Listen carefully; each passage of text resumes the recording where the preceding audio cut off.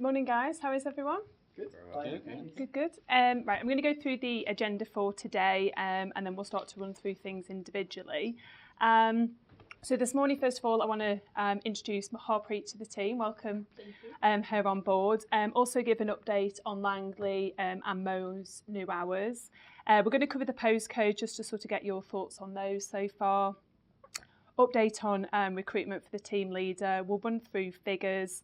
And then obviously we'll go through job updates just to get your commitments for the week, and then any CVs that you've brought to discuss. I just really wanted to just have a chat about postcodes just to get any thoughts, see how people felt about them, any questions that they had. Happy? Any questions, thoughts? No. Okay. I mean, mine's staying the same, isn't it? Yeah, yours is pretty much staying the same. As I'm going to have to kind of build mine up from the ground, so I have pulled a list of clients in the area. Okay. I'm going to go through and filter as to clients that we're currently working with, active clients that I could target, and kind of just have a plan of action as to how I'm gonna go about it. Okay. I have a question. Some of the clients I've previously worked with, like I was chatting to Harpreet about this last week, like QTS, for example, they would fall into Neil's postcodes. How would that work? Would you want to move them over to Neil? Or? Typically what we do is we'd ring fence certain clients if you've got a long-standing relationship with them. It would depend on the relationship, so we'd look at those individually, but typically we would ring fence. So Neil's got a couple like Heptaurus, PPD, BP, so some of them would be ring fence.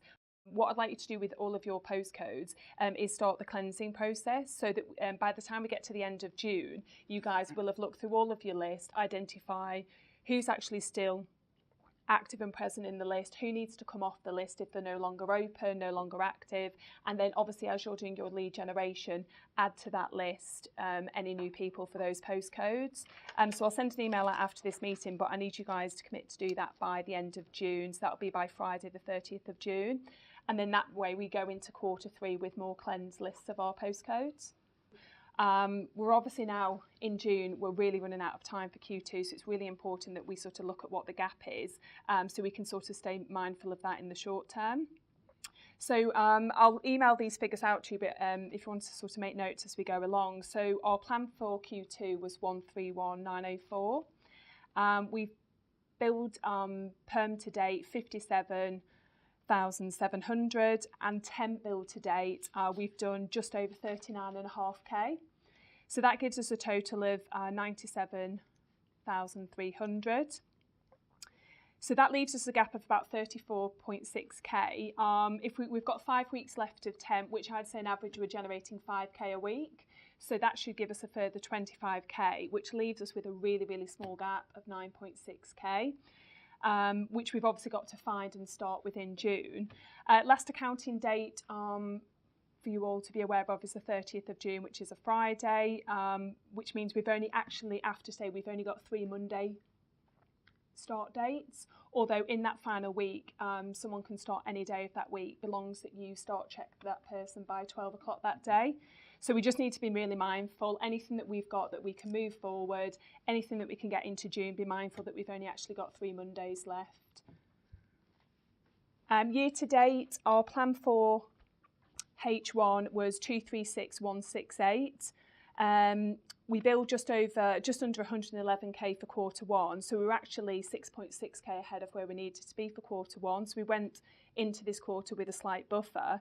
If we stand still and we don't do anything else now, we're going to end up finishing H1 by 3k behind, which doesn't sound like a lot, but you know, we need to be going into H2 without any sort of gap, especially given that H2 contains Q4, which you've got Christmas, and it can be a tougher quarter. So second half of the year plan is 271,884, so slightly higher than what we've done, but it's a fairly flat plan that we've got this year, so it's a case of doing what we've done this first half of the year again. And we've now actually got a bigger team, people are getting more experienced. Q3 plan is just under 134k. We've got 15k confirmed already. Our plan at the moment, we're doing really, really well on the temp side. So we're billing well each month. We've got some really good figures coming through on the temp. Our plan for Q3 is 95k in perm. I've broken this down in terms of what I want each person to contribute, because if we can hit the 95k perm and carry on doing what we're doing in temp, we're going to go into quarter 4 about 20 to 25k ahead of plan, which will give us a really, really good buffer for quarter 4. I think that would be probably the best thing moving forward, because the 4 CVs that you've sent over, speaking with her directly will actually give you an opportunity to really bring those candidates to light, be able to discuss their skills, experience, because at the moment a lot of the communication has been quite email heavy. So my request to you would be to call Nadia directly, have the full CVs out and really talk through each of the candidates to really stress the reasons why they're interested in the role, given that previously we've had a couple of people drop out. Just on that point, she did at the time that we were arranging the interview, she asked if she could do it in her pyjamas. Okay. Yeah. Obviously, it's an unusual situation, but I think it's important that we clarify with the candidates rather than we sort of assume it may be for this or that, because it's really useful to understand how the candidate found the interview, what they enjoyed about it, what they didn't enjoy about it, because it'll help us with sort of future roles. Because the bottom line is Pure Circle are predominantly based in America, so we're always going to have late interviews or sort of Skype or Zoom related interviews. He is actually brilliant, yes. Okay, we need to get him into recruitment. So can we sit next to Richard? So interview tomorrow. Is this final stage? First stage actually, but the first stage could be the final stage. You know, Bob Derek's very flexible with his interviews. And where's he meeting him? The hotel, Majeski Hotel, Junction 11, M4. M4. Okay. It's very specific. That's a sales interview. Have we flagged him up to the rest of the business? Is there anything else we can do with him? No, I would hold fire on that until I see how the interview goes. But as you're aware, there is no candidate ownership. Absolutely. Have a chat with him today, see how active he is. But my request to you is, if he is very active in the market and he's being put forward for other interviews by other agencies, then I think it's only fair that we share him. Absolutely. Even to start with, just around the team, Cambridge, Birmingham again, so we can look at options for him in the south, and then we can sort of go beyond there depending on how the interview goes. Definitely. But sometimes that's what we have to do. Absolutely. As I said to you earlier, that might be an opportunity as well to get a visit. So I would probably suggest taking Neil Haywood in my absence, because I think definitely with this client it'll be a real benefit to sit down and get in front of them. Because a lot of the communication has been while she's been away, things may have changed. So I think we just need to get some new clarity on that role. And if need be, we might just have to go back to a brand new search. Yeah, absolutely. Yeah. Any other roles open at the moment? Got 2 with Wasdale. Oh, yes. Where are we up to with those? Very quickly, I have to say. Sent the CV on last week actually for the. They have 2 roles. One of them is a validation engineer. Yeah. And the other one is a senior QA manager. Now, the most urgent one is the validation engineer. I submitted a CV for this role last week. Yeah. Who is actually a validation engineer at a pharmaceutical company. I can't remember where, to be honest. So he's very good. Okay. The candidate's very good, but I still didn't get feedback on them just yet. I tried to call Claire. Her name is again Claire. Yeah. From Wasdale on Friday. She didn't answer the phone, so I spoke to Kim. Kim. Oh, Warren. yes. Just to catch up with her and let her know how I'm getting on with my search, and just because she's got a role with them as well in Newcastle. So that's still waiting feedback on this candidate. The challenge I'm finding with Wasdale, surprisingly, is the location, and I wasn't expecting this. Where are they based? Swindon, believe it or not. So I thought Swindon is a very popular location for candidates who are looking for work, but apparently it's not. It's just a little bit far out, isn't it? I wasn't expecting that because it's just from the M4 corridor. So why? Have you spoken much to Birmingham at all? Because obviously their patch touched on to us because they cover Bristol. So I definitely request speaking to James Winridge and the team and talk to them about the role. They might have some candidates that could just be within commuting distance, but we don't necessarily think of because they don't sit on our patch. But I definitely suggest expanding to LinkedIn because often senior QA managers could just be sat there on LinkedIn but not necessarily on RDB. Have you gone out to the wider business as well? Not for this role, no. Okay, so I'd like an email out to the business today, please. I would avoid doing the validation engineering. Yeah. Okay, okay.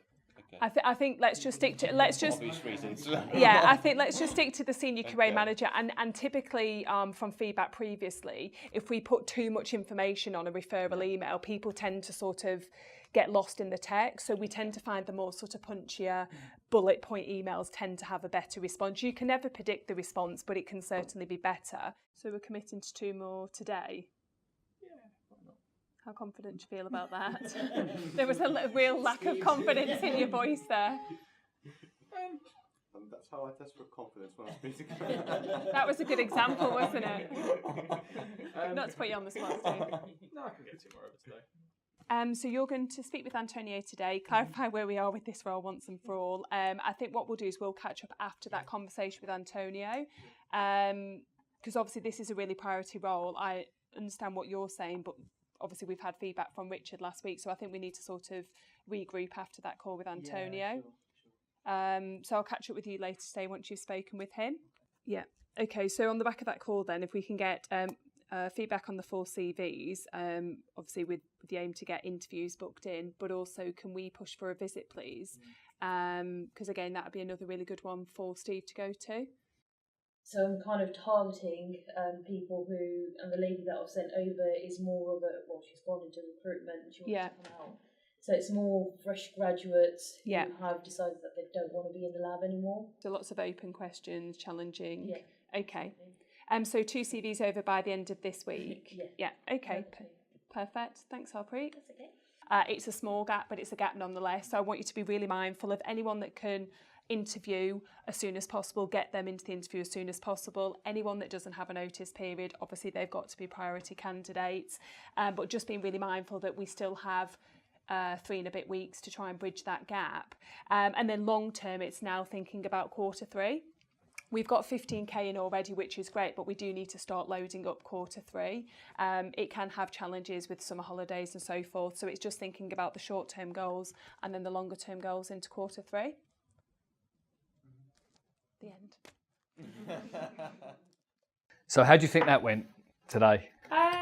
I think parts of it went well. I got the information I needed to get out of the team, but I definitely think it went on a lot longer than it necessarily needed to. Yeah. How many pages of notes did you write?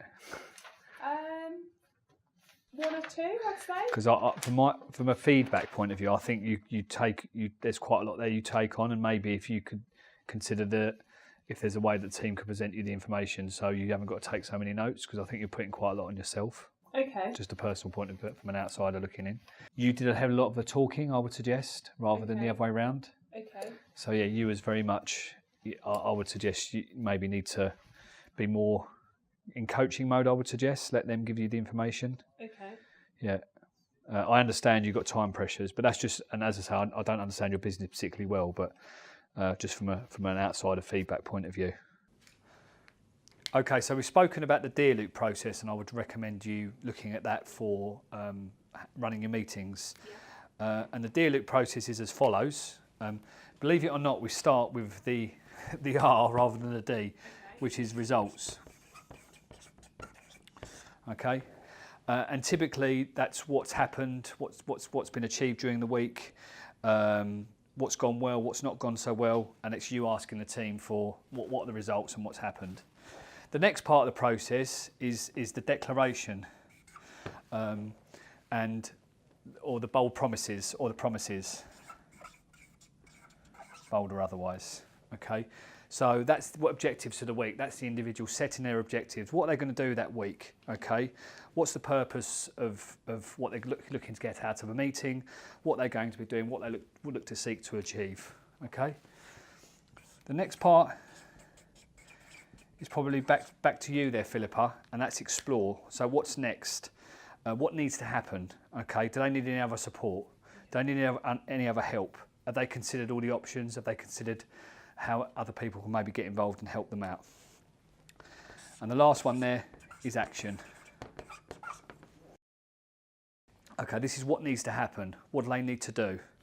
And you were doing that really well with some of the guys, but you was actually asking for them for commitments, weren't you? I think you've done that quite a lot, or you were making requests of them, weren't you? Yeah. And you were very, very consistent. So this is that part that you did particularly well in that meeting. What is the action? What are they going to do? How can they keep the momentum? What else needs to happen? Do they need any more support, etc.? So my recommendation for running your meetings would you be using the Dear Loop technique. over your next few meetings, use that process, and then I'll come back in about 4 or 5 meetings time and observe you using that the Dear Luke process, and see how beneficial that's been for you. And we'll also talk to the team as well and find out if they've got a lot more from it as well. And I think you'll find that you'll get a lot more out of the meetings. They'll be much punchier because, as we all agreed, they went on a little bit too long. And you won't have as much pressure on yourself to take down reams and reams of notes. And the information will be more forthcoming from the team, I would suggest. Okay. So if we can agree that once we've looked at the Dear Luke process, you adopt it in your meetings, I'll come back in 3 or 4 meetings' time to see how that's gone. And then we'll review on there. Is that okay? Yeah, sounds good. Great.